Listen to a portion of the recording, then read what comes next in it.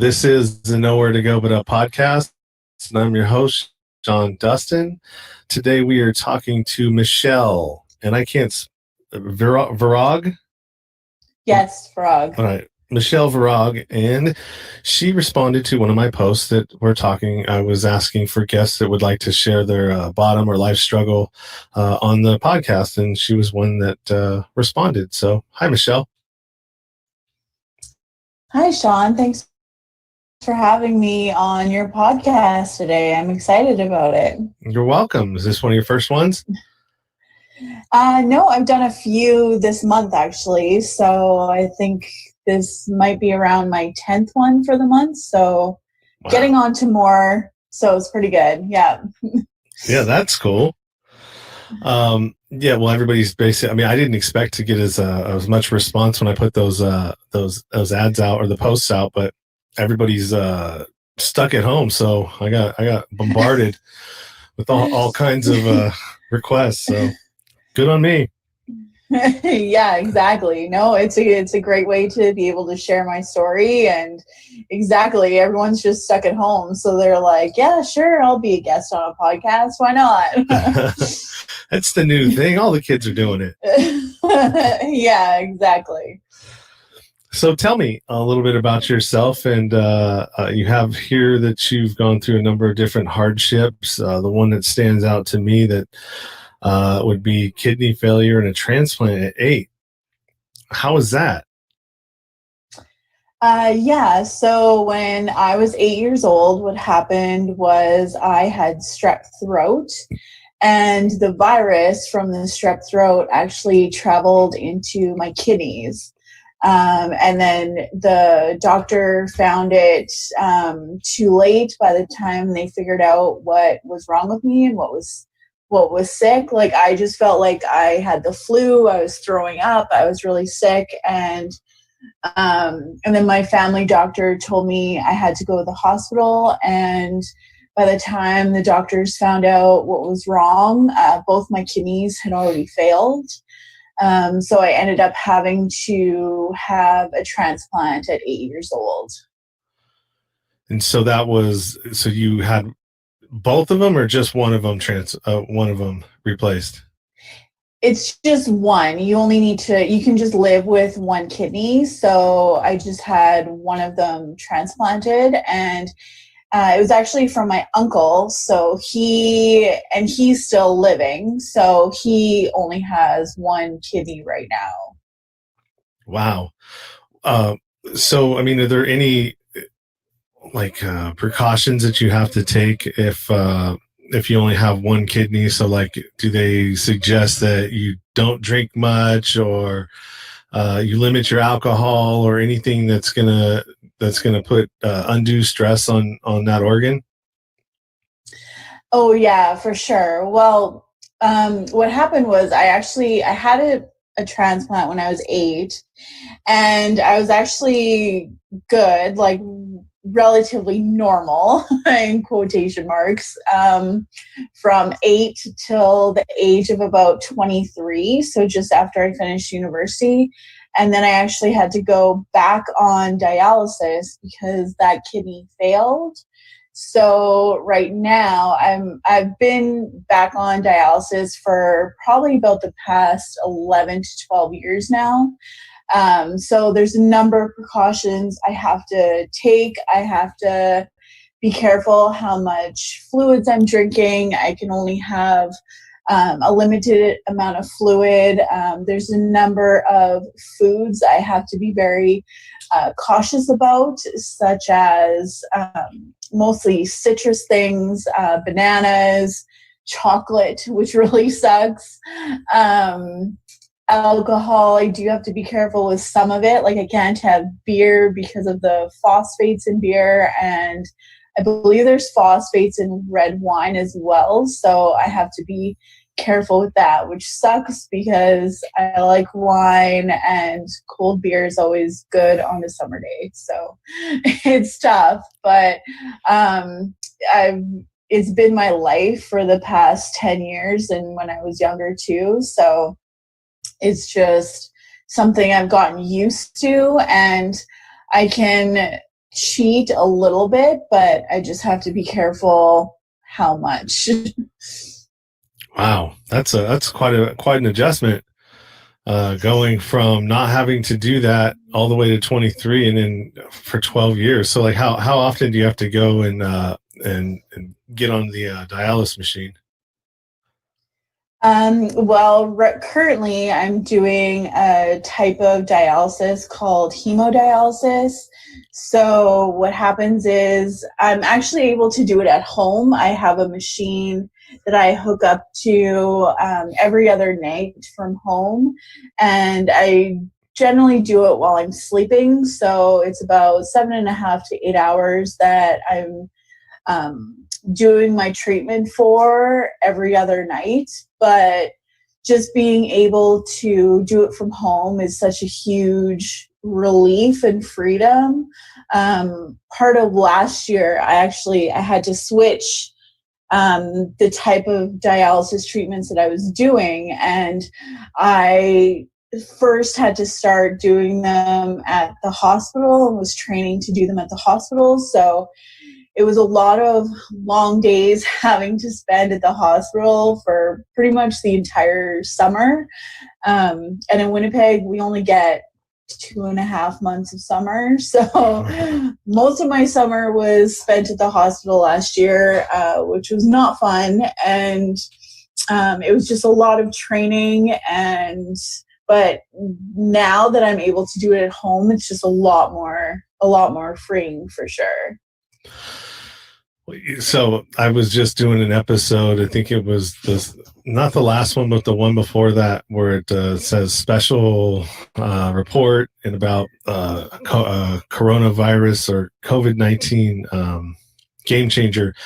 And it's an inventor that invented something that he could retrofit onto a dialysis machine and oxygenate the blood to help people that are in that acute phase of respiratory distress.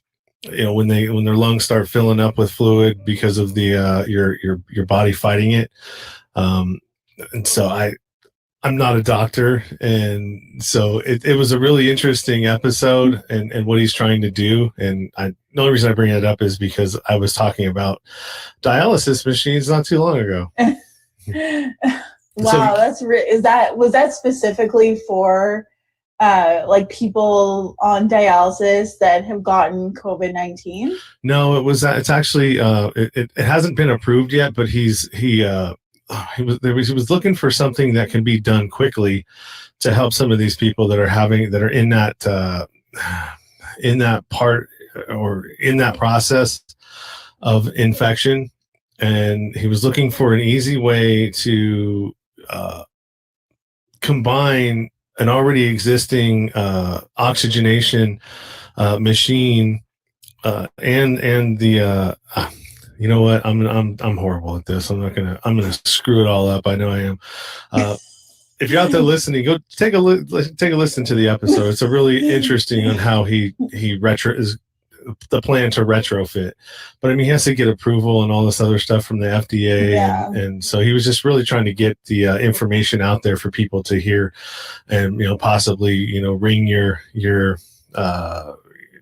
congressman or somebody to say, hey, look, there's this thing out there that needs to be approved and would help save lives. So anyways, that's incredible. Yeah, just so many people. But I know there's so much like red tape, like trying to get something approved medically. But I mean, as it should be too, right? Yeah. You don't just want anything approved. All right, I'm gonna have to do something real quick. This is really bugging me, but I can't. I'm not gonna leave the conversation. But I just finished lunch, and I had there it goes. I had a piece of pepper in my teeth. Okay. I actually couldn't see it from my camera, but that's okay. No, I can see it. My camera's on a big screen right in front of me, and I'm like, every time I'm smiling, it's like this big black thing. And I'm like, holy shit! How am I gonna do this sly? And I'm like, well, you know what? There's really not going to be a sly way to do it. You're just going to have to show everybody. Yeah. All right. So what else you got here? You got you had West Nile. I did have West Nile, yes. How'd you get that? Well, I'm assuming it was from mosquito, but I had actually taken a trip. It was my senior year of high school that I got it. And I had, a few weeks before I got it, I had taken a trip to Saskatchewan, which is in Canada. It's just the next province over from where I am. And I was visiting friends, and we did a camping trip there where we went out, and that's the time that I'm thinking I got it, just because I was out in the woods, and we spent the night like outside. So that's the time I'm thinking I got it. And that was a pretty traumatic time in my life, because I initially got a fever. Well, I started having a headache the day that I got it, and I believe it was the next day or so I got a fever. And because of my health background, anytime I get a fever, it's kind of a big deal. So my mom took me to the emergency room, and while I was waiting to see one of the doctors in one of the rooms, I actually started having seizures. And most people tend to block out their seizures. Like if someone has epilepsy, they tend to block them out. But I actually physically remember having them, and remember my body going stiff and rigid and just convulsing like uncontrollably, which is very scary. And that's pretty much the last I remember. And I was in the hospital for about 2.5 weeks.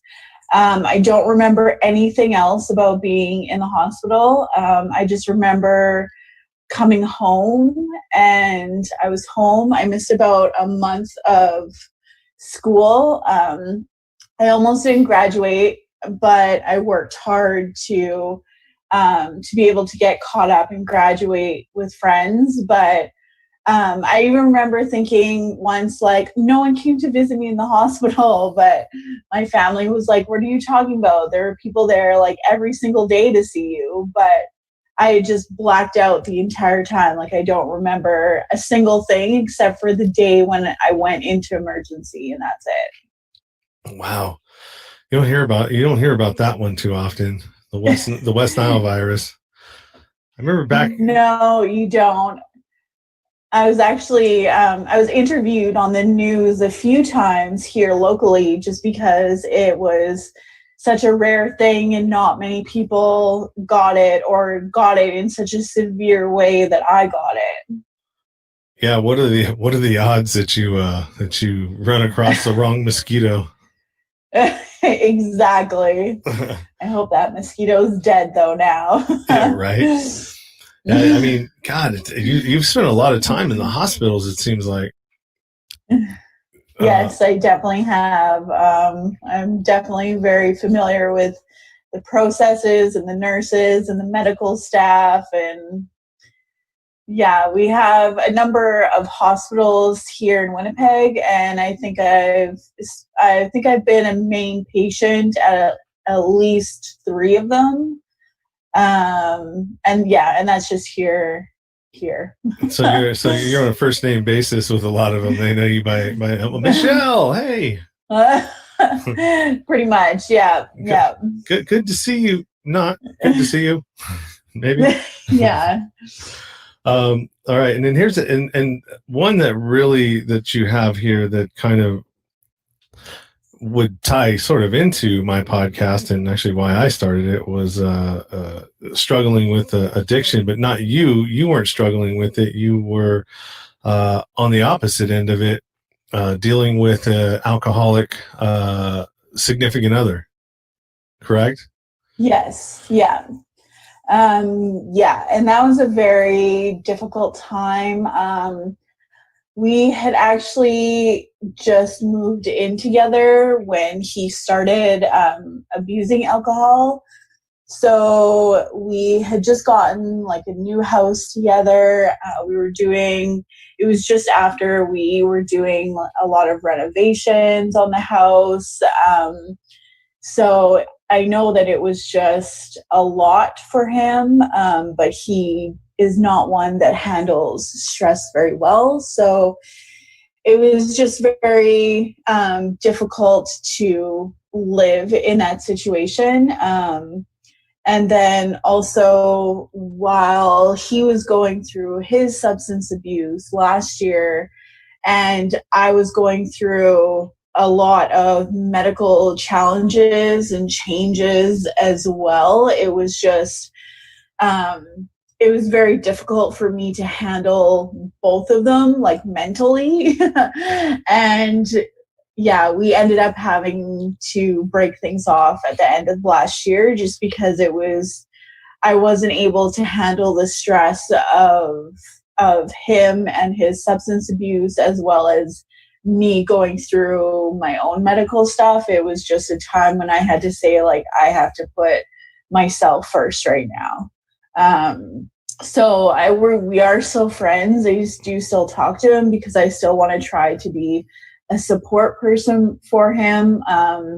Although I don't tolerate it when he does start drinking. I've kind of made a line and said, like, I can't cross that line anymore. But I am a support person for him. Like, if he ever does need to talk, or if he needs someone to talk to, or anything like that. Well, that's good. They say that, well, Johann Hari says, I don't know if you're familiar with him, but he talks about, addiction. The opposite of addiction is connection, but also that the present way that we deal with addiction in the justice system and with people in general is, we tend to shame people that are struggling with those types of illnesses, and how that really is not the way to deal with it, because you push them further into down whatever hole that they're in, or cycle that they're in, and start spiraling downwards, that it adds to that. But you also, you have to know when to sort of, like, I don't know, man, just, like you said, put the line in the sand, to where it's like, hey, I'm here to support you and help you, as a person. But if you're going to continue down this road, we're going to have to figure out a different way of me being a support person for you, because it's not helping me, and you're not helping you either. Yeah, exactly. And that's kind of what it came down to, where I tried to be there as much as possible, and still be that person for him, because I knew that it's an illness, and it's not his choice for him to be making these decisions. But yeah, at the same time, like, there's a point where I do have to say, like, okay, like, I can't do this anymore. Like, I need to help myself first. And yeah, unfortunately, that's just kind of what it came down to. So, of all of the things that you've been through, what would you say that your what personal struggle or bottom in your life did you learn the most from, or that taught you how to resiliency? Oh gosh, that's a good question. I mean, when you're a kid going through an illness, it's a unique experience, because you're forced to grow up really fast, and you're just going through all these things with your friends, because, like, your friends don't understand medical things when you're 8 years old, and when you can barely even understand them yourself. So I guess I just kind of learned that from a very young age, just to try to be like optimistic no matter what happens, and just pushing through and being resilient, because there you may be at a bottom, but if you are at a bottom, like, you only have to go up from there. But I definitely say this past year has been very trying, because I feel like it was a major shift in my own life that I had to experience, from going from when I was on peritoneal dialysis, going to hemodialysis. Sorry, there's a dog in the background. But making that shift, but then as well, carrying the weight of another person that is also going through an addiction issue as well. So I think that's the first time where I was really carrying the weight of, it wasn't just my own stuff that I was going through, but another person's as well, which is extremely heavy. And it's extremely difficult to work through mentally and emotionally and physically, and just all of it. So I definitely had to do a lot of work on myself mentally, with like mindset and meditation and exercise, and just a lot. So I think, and like, plus I'm running my own business as well. So being able to do all that, like, and just barely, like, I felt like my brain was just like barely staying afloat through everything. So I think this past year has really taught me a lot about myself, and a lot about how like mentally strong I am, and how and just different ways I can work through those issues as well, like different techniques I needed to introduce in my own life, like breathing techniques, and just mental talk techniques that I've had to implement with myself to be able to make myself stronger. That's great. Yeah, it's almost like you had it, although you lost a relationship, you didn't necessarily lose a friend, but it was a necessary a necessary roadblock. It sounds like, for you to have gotten some adversity and learned to, because usually as people, when we get put into situations, we a lot of times don't think that we can handle something, but it takes the situation and being put into it to realize that, hey, oh, maybe I am strong enough, or maybe I can do this. And we as people love to be in the familiar. you know uh Yes.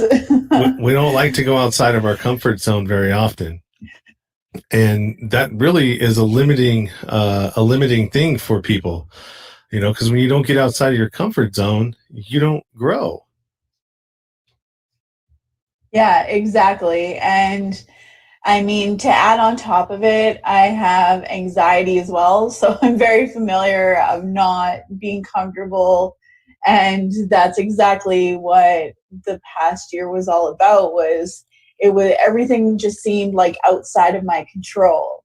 And it was just so hard to try to like rein everything back in and just so that I could try to like take control of things again. But yeah, when things are outside of your control and happening, even though you don't want them to happen, like, yeah, it's hard to kind of wrap your mind around that sometimes.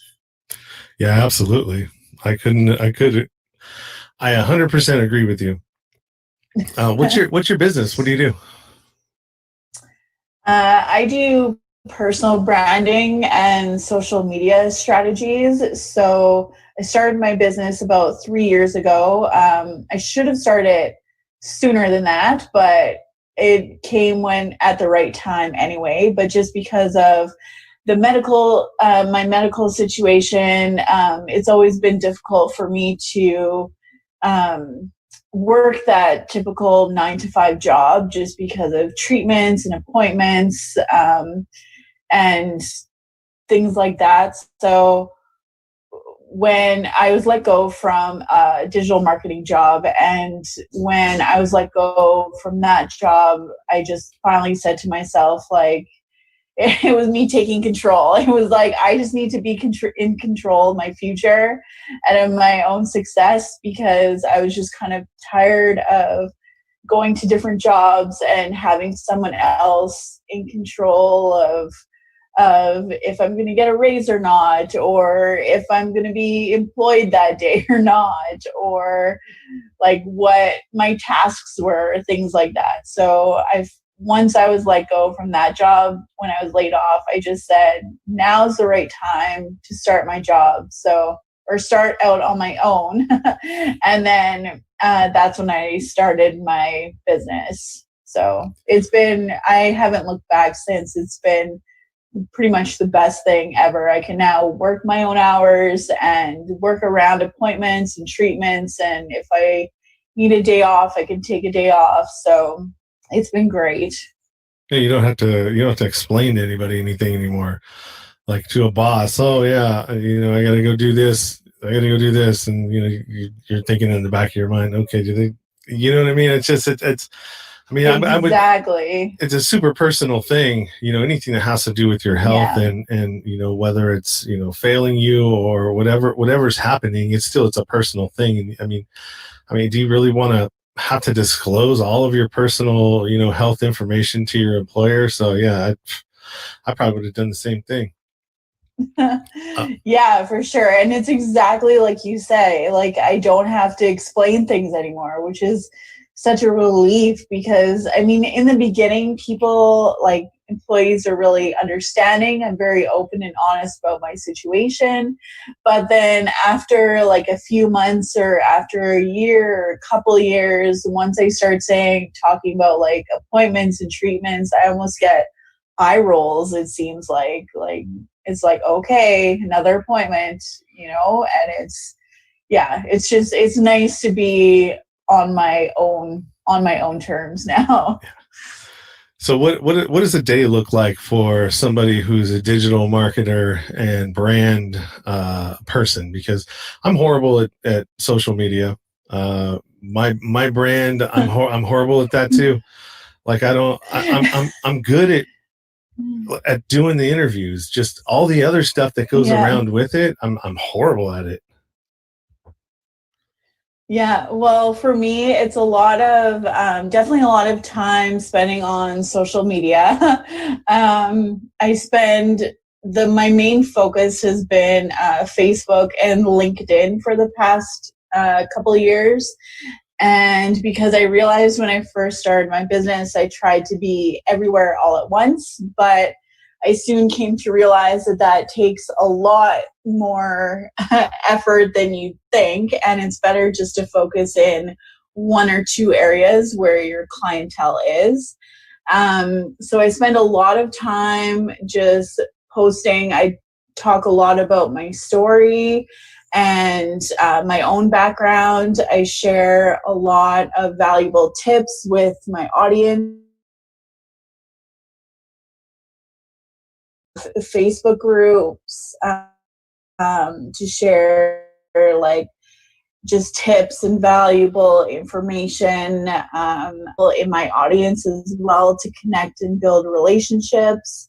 I just heard recently, I think earlier today, that I really liked that relationships are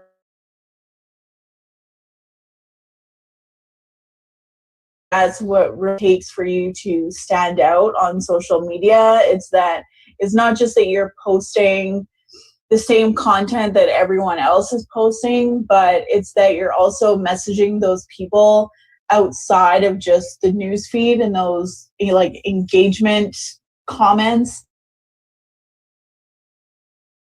starting conversations with them and getting to know them as people, because that's when people are really going to start to connect with you and start to like relate to what you're talking about, relate to you as a person as well. I have a story. I've actually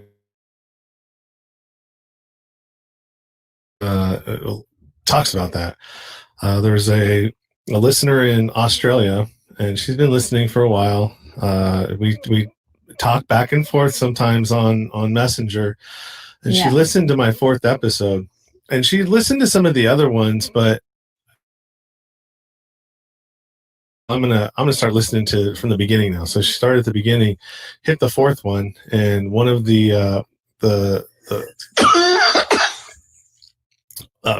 one of the guests that I had on uh, for that episode talked about mental illness and mental health. And so she really related to her, and she hit me up. And the person that I had interviewed, she didn't really want to have any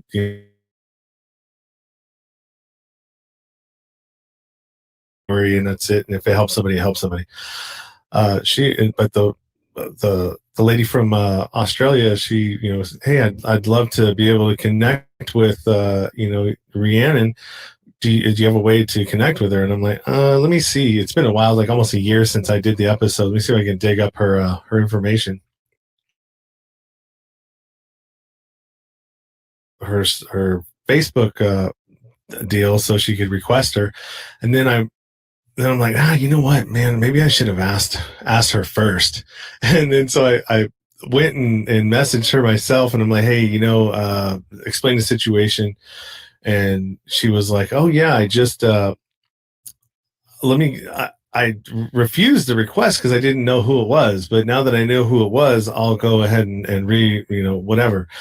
And Yeah. they made the connection. But I mean, it was just as simple as that. Is like you're engaging with with with the people.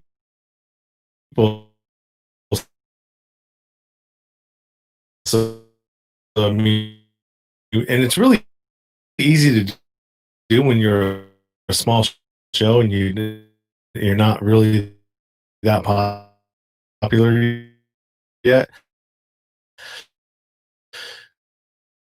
because you're not getting whole lot a whole lot of that. But I could imagine if I was a big show, uh,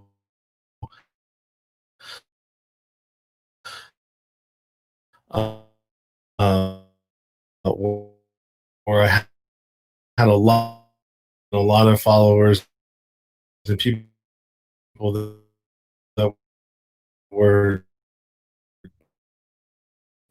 trying to engage with me all the time, where that could get difficult to do.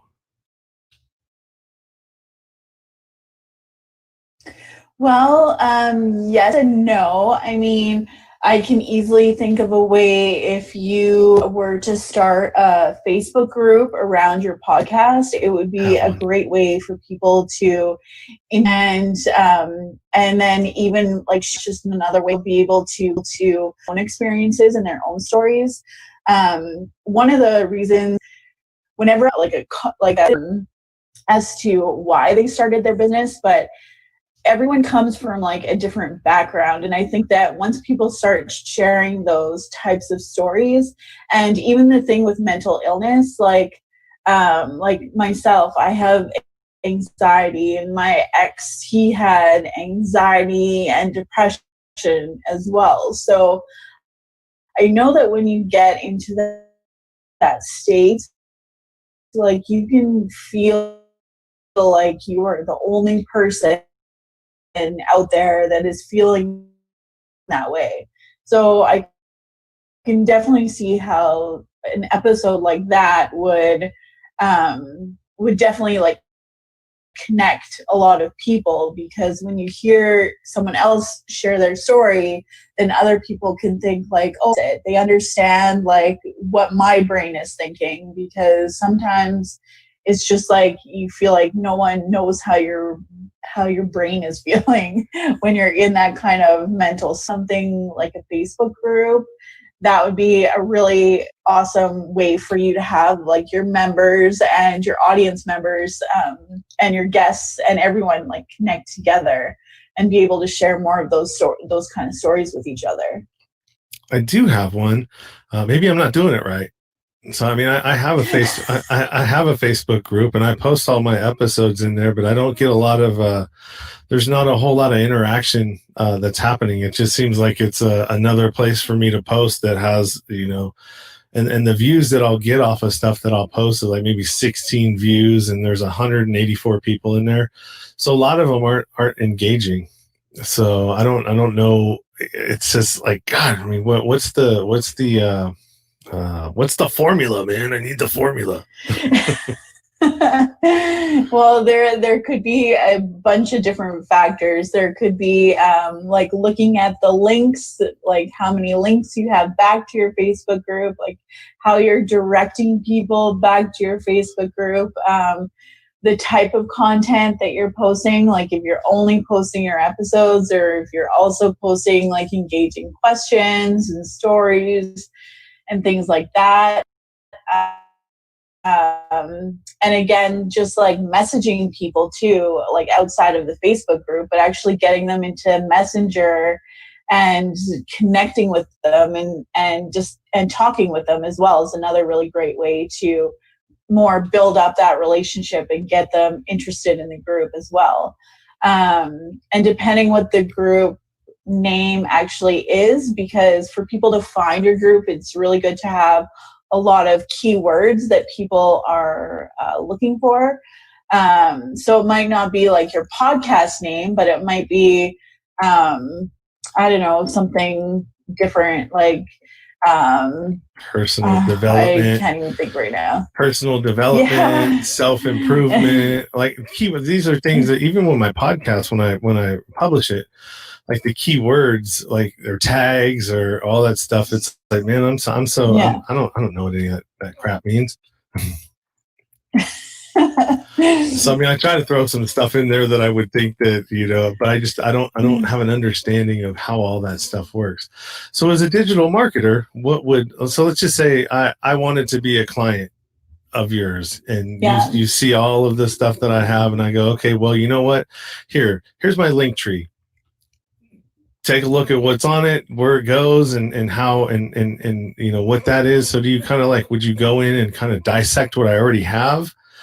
Yeah, for sure. Like when I'm working one-on-one with clients, I always do an audit first. So I take a look at like what their offers are, where they're currently visible, whether like which platforms they're on, and what they're currently posting for content as well, and how people are engaging and interacting with certain types of content. For example, say, for example, you shared like a YouTube video and you get like 2 likes and no comments, and then maybe another day you post. So I'd be like, okay, let's look at your content and let's see, these questions are doing real. And we would also rework the other types of content that isn't doing so well, and we look at that and say, okay, well, how can we do this but maybe differently so that we can get more engagement with your audience?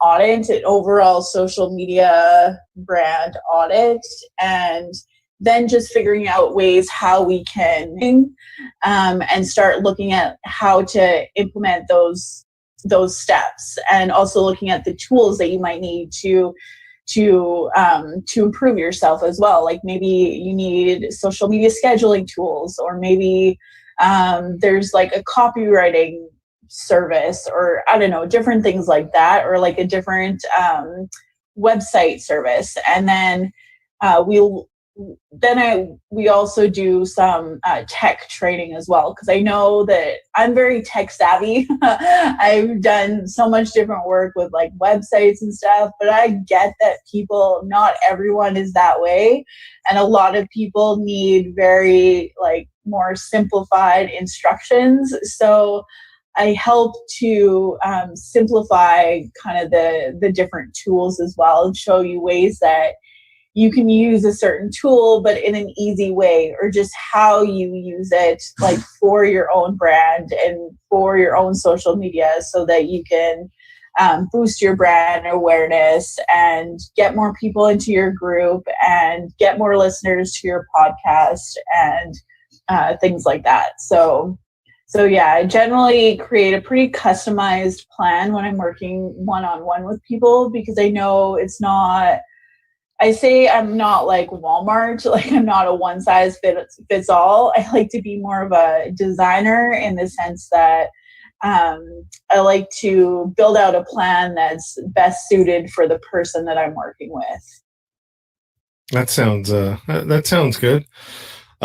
Yeah, we may be talking. Okay. I like the website. Like I went to do Squarespace or Square. What is it, Squarespace? And Squarespace, yeah. I was talking to another guy. He's like, yeah, but if you really want to have a really good website where you can do a lot of different things, paywalls and all this other stuff. And he's like, you're probably going to want to have to go WordPress, because it just gives you more options of what you can do with your site, and how you can sort of break it up.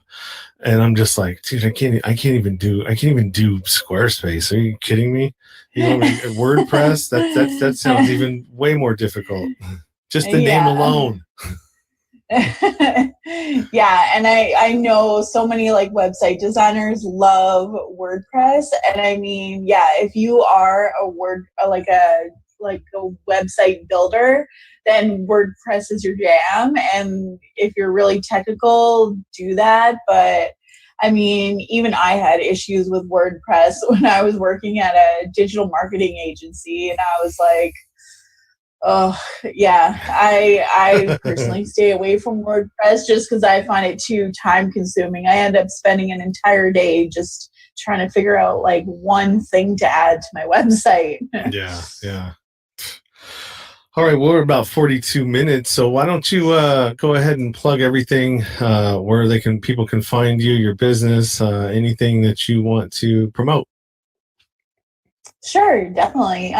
Well, I'm on Facebook, just under my name, Michelle Virog. You can connect with me. I'm also on LinkedIn, also under Michelle Virog, and I have a Facebook group. It's called Content Crushers. And I'm about to launch a program in a couple months called the Personal Branding Hub, which will be a membership site, and it's going to have, I want to help a lot more business owners and entrepreneurs that are just getting started on social media and that want to brand themselves on social media. So I'll be having there'll be master classes from influencers. I'll have video trainings and tech trainings, and there'll be master class calls as well. And there'll also be accountability calls and content calendars and a whole bunch of goodies. So I'll be launching that at the beginning of June, and the wait list for that should be launching very soon as well. Nice. Good way to try and have a one-stop shop, sort of say. Yeah, exactly. Yeah, and just being able to help people on a larger scale as well. Amazing. Great. Like I said, we're gonna talk a little bit after I sign off here, but you're everywhere that you're going to be available, and everywhere that you just said will be in the show notes as well, to anybody who's out there listening and didn't catch that, as well as where you can find me and my link tree. And maybe you can do more with it than I can, but yeah, it's a new world that we're in, and like I'm a what would I be considered, a Gen X? So I mean, I still, and I think are you Gen X as well? Gen X or millennial? Yeah, you I probably, don't know. I'm 33. okay. So you're at I think the I'm right on the edge. yeah, I you're don't know. on the cusp of millennial and Gen X. So I Yeah. was I've witnessed both sides. You probably have too, of pre-internet, post-internet. Yeah, yeah, me too, kind of. You know, I was doing a little. I think when Windows 95 came out, I was in Vegas and learning how to uh, work with computers and stuff like that, and hardware and the like. But I mean, it's changed so fast and so much in that period of time. It's like now, it's like I have no idea. I couldn't take apart a computer and put it back together. And I mean, I probably could, but I mean, it's a lot different than when I started playing around with them. Yeah, it seems like things change every 5 minutes these days. Yeah, right. Well, it was good talking to you, Michelle. I'm glad you reached out to me, and hopefully our listeners will get something useful out of this. If nothing else, if you need a digital marketer and a content creator and manager, there you go. We got one for you. Thanks so much, Sean, for having me. This is great. You're welcome, and thank you for stopping by and sharing your story with us. And I will definitely be getting back to you when it gets closer to releasing the episode with promo stuff, and for you to share on your social media sites and as well. Oh yeah, for sure. Yeah. Cool. So I will be talking to you soon, and stay there. We're going to talk just a minute.